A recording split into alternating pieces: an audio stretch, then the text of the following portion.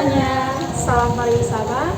Kita dari Institut Pariwisata Trisakti hari ini akan membahas tentang perubahan pariwisata dan industri perhotelan setelah masa COVID-19.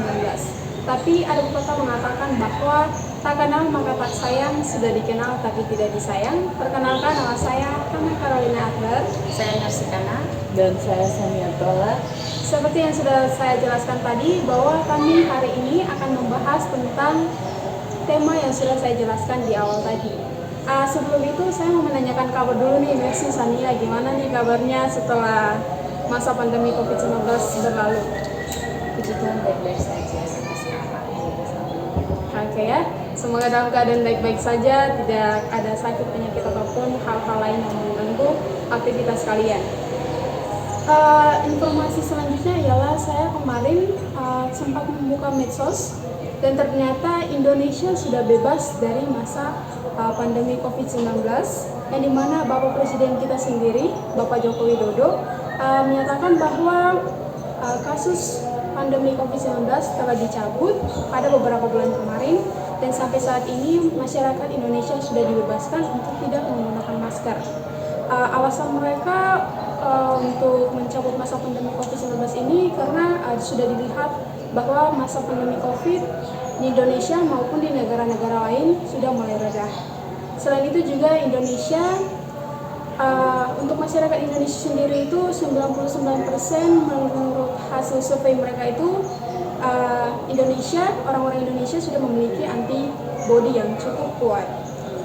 Adapun informasi dari organisasi WHO, yaitu Organisasi Kesehatan, mengatakan bahwa mereka sudah membebaskan untuk beberapa negara sudah tidak untuk menggunakan masker lagi. Jadi Indonesia salah satu negara yang sudah bebas dari masa pandemi. Kalian tahu nggak sih apa itu masa endemi? Masa endemi itu wabah yang membawa penyakit yang cukup besar di suatu wilayah, tapi penyebaran penyakitnya itu bisa terkendali. Sedangkan kalau pandemi itu wabah juga, tapi dia tidak terkendali. Oh, begitu. Jadi yang tadi sempat kamu katakan bahwa Indonesia juga sekarang sudah mencabut, sudah melepaskan masker terutama buat Indonesia, dan ternyata bukan hanya Indonesia saja, bahwa setiap negara-negara lain juga sudah melepaskan masker, dan dengan untuk pembangunan besar juga sudah mulai bangun kembali seperti biasa. Nah, untuk tempat wisata itu sendiri, apakah memang sudah boleh melepaskan masker atau belum sih? Kalau menurut hasil yang sudah saya lihat, ada beberapa tempat yang dimana sudah bebas untuk tidak menggunakan masker. Namun kembali lagi pada pribadi kita masing-masing, bahwa kita tahu bahwa tempat yang kita kunjungi itu merupakan tempat yang banyak kerumunan. Otomatis kita harus menyediakan masker untuk menjaga diri kita juga terhindar dari mungkin ada beberapa orang yang mungkin sakit atau bagaimana. Jadi kita harus bisa mengantisipasi itu. Tapi rata-rata untuk tempat wisata dan juga industri perhotelan sudah bebas dari masker. Contohnya kemarin aku sempat ke Ragunan juga untuk untuk masker gitu-gitu, dan yang biasa lagi ketat sih. Jadi ada beberapa warga juga yang masih menggunakan masker, ada yang tidak. Jadi tergantung diri sendiri. Jadi maksudnya itu tergantung pribadinya ya. Kalau memang lagi tidak enak dalam ini, pasti pakai masker. Dan juga mungkin dalam kerumunan yang sangat padat gitu, pasti ada beberapa orang yang masih pakai masker. Nah, aku mau nanya ke kalian, gimana sih perasaan kalian gitu saat tidak, sekarang kan udah benar-benar lepas dari masker gitu, perasaan kalian itu gimana sih? Kalau aku secara pribadi sih merasa sangat senang karena bebas untuk bernafas ya, terutama untuk kita yang gimana ya udah terbiasa tidak menggunakan masker, dan untuk 3 tahun yang sudah berlalu kita menggunakan masker itu memang salah satu kewajiban yang sangat membuat berisi untuk diri sendiri gitu, nggak bebas untuk bernafas. Terus sekarang juga kita lebih leluasa untuk berjalan keluar karena tidak menghalangi juga penampilan kita. Tapi ada beberapa juga ya dari orang-orang itu yang ada yang setelah udah dibebaskan untuk tidak menggunakan masker, tapi masih berada di ranah itu kayak udah nyaman Udah ya. nyaman, udah Iya, terbiasa. udah terbiasa menggunakan masker. Jadi kayak tidak percaya diri ya. Ya, sama juga aku pribadi awal-awal juga seperti itu, kayak mungkin pernapasan juga kan karena kita baru menggunakan masker. Tapi seiringnya berjalan waktu udah terbiasa, dan apalagi sekarang yang sudah mau sudah cabut itu pelepasan masker gitu, nggak pakai masker lagi, itu buat aku yang kayak oh gini ternyata ya. Setelah penggunaan masker yang lama, tiba-tiba dibuka kembali ada dapat pernapasan yang baru istilahnya kayak gitu. Mengenai masker dan lain-lain sebagainya sudah kita bahas. Lalu bagaimana pendapat kalian setelah pandemi COVID-19 ini? Apakah industri pariwisata, yakni tempat wisata, dan juga industri perhotelan, apakah setelah pandemi ini semakin berkembang atau semakin berada di posisi yang sama saja? Kembangannya itu aku ngomongnya di industri perhotelan dulu ya. Untuk di hotel itu kemarin ada pengalaman aku training di beberapa hotel itu. Memang ada perubahan tapi nggak yang langsung meloncat. Jadi ada pertahapannya. Jadi setiap hotel, industri hotel yang mereka lakuin itu untuk perubahan dari COVID-19 ini ada upaya-upaya yang mereka lakukan. Mungkin kemarin yang mereka lakukan itu kayak pengecekan suhu, minta hasil rapid test, tapi sekarang udah mulai pelan-pelan udah dihilangkan karena demi kenyamanan tamu. Pasti kalau untuk bahas tamu kan mereka mau langsung pesan hotel langsung masuk kan, jadi nggak ada buat ribet bagi tamu juga. Dan juga ulang meningkatnya itu juga mereka udah mulai buka-buka beberapa semacam event-event untuk ada kemajuan bagi mereka juga supaya datangnya banyaknya tamu. Seperti itu yang kemarin aku training di hotel. Bahas mengenai hotel, sama juga saya kemarin training di hotel, salah satu hotel di Jakarta. Ya seperti yang tadi dikatakan, mungkin beberapa event kemarin tertunda, sekarang udah mulai lancar gitu, seperti itu. Selain itu juga mungkin karena adanya pandemi COVID-19, mungkin hotel juga lebih memperhatikan hygiene dari hotel itu sendiri, Iya, baik itu dari orang-orangnya, peralatan, dan gedungnya juga ya. Jadi otomatis lebih cleanliness lagi lah tentang hotel itu sendiri, juga untuk lingkungannya. Tadi kan dikatakan bahwa dari lepas masker, gimana perasaannya, terus di tempat wisata dan di industri perhotelan. Aku mau nanya, dampak positif dan negatifnya wabah COVID-19 bukan hanya di pariwisata tapi di industri hotel, itu tanggapan kalian gimana waktu kalian memulai kegiatan kalian mungkin bukan hanya di tempat wisata, apalagi yang tadi bilang training kan? Nah itu bagaimana respon kalian atau tanggapan kalian mengenai COVID-19 ini, positif dan negatif? Oke, kalau untuk positif dan negatif, yang terutama pada industri perhotelan, waktu training itu yang pasti sama seperti yang sudah kita jelaskan beberapa tadi, ada namanya cleanliness yang pasti dari gedung, dari peralatan, dan juga sanitasi dari masing-masing pribadi kita. Terus juga untuk sisi positifnya juga itu hotel itu lebih memperhatikan kebersihan dari hasap dari makanan yang akan dimasak, dikelola, dan disajikan kepada tamu. Untuk sisi negatifnya itu membuat pelanggan atau tamu itu merasa bahwa sedikit ribet untuk mengurus semua proses yang dimana kita sudah terbiasa melakukan proses yang lebih instan, dan setelah pandemi COVID-19 ini membuat sesuatu yang instan itu menjadi tertunda dan kayak orang semakin tidak malas untuk keluar ke tempat-tempat yang lebih ramai gitu.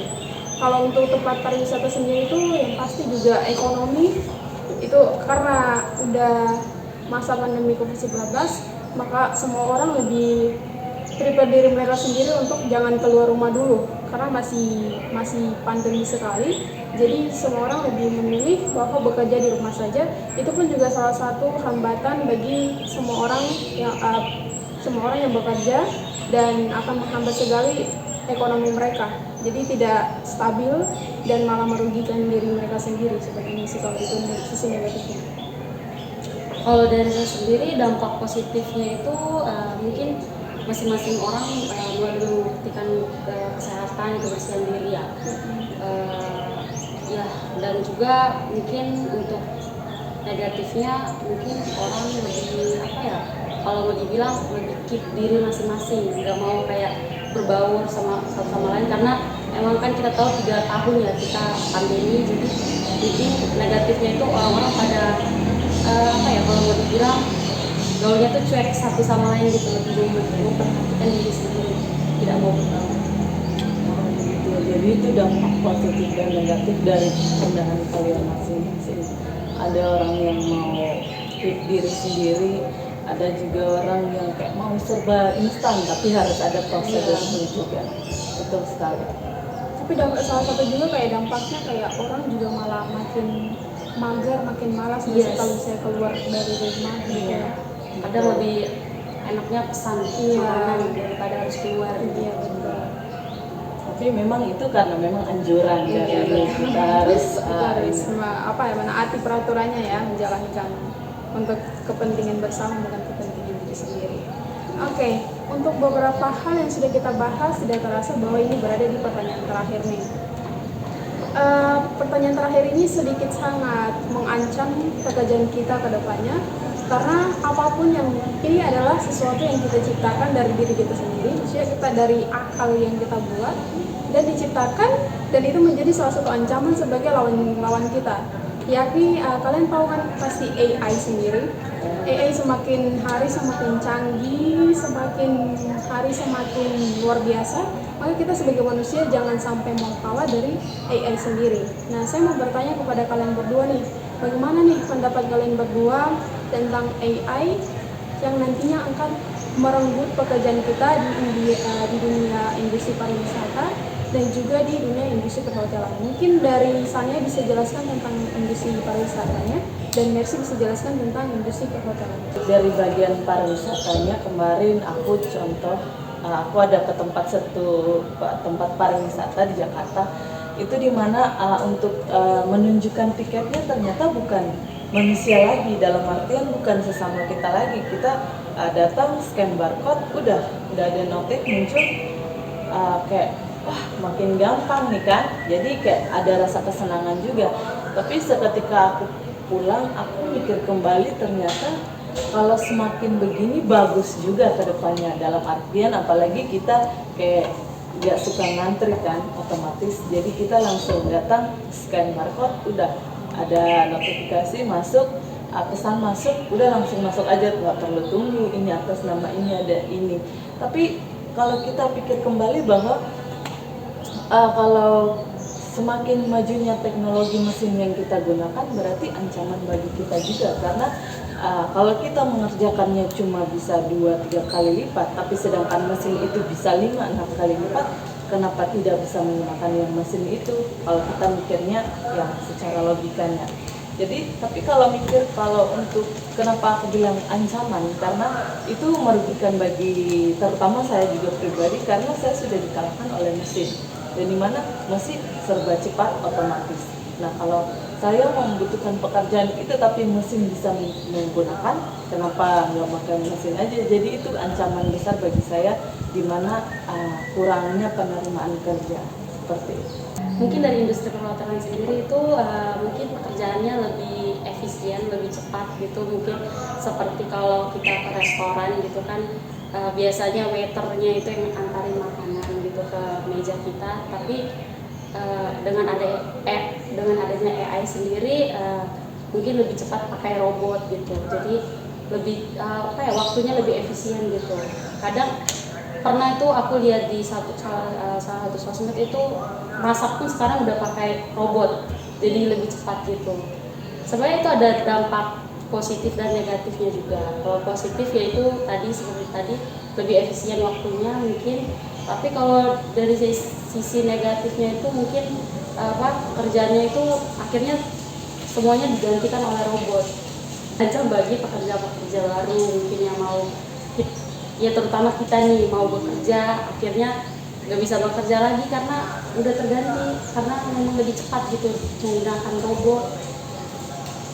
Juga kalau AI sendiri itu kan kayak contoh dari industri perhotelan, kita mau cari rekomendasi hotel yang bagus, tempat wisata yang bagus, itu kan tinggal ketik doang terus keluarlah semua tempat-tempat yang bagus, menurut kan lebih bagus. Jadi sebenarnya itu ada sisi negatif dan sisi positifnya.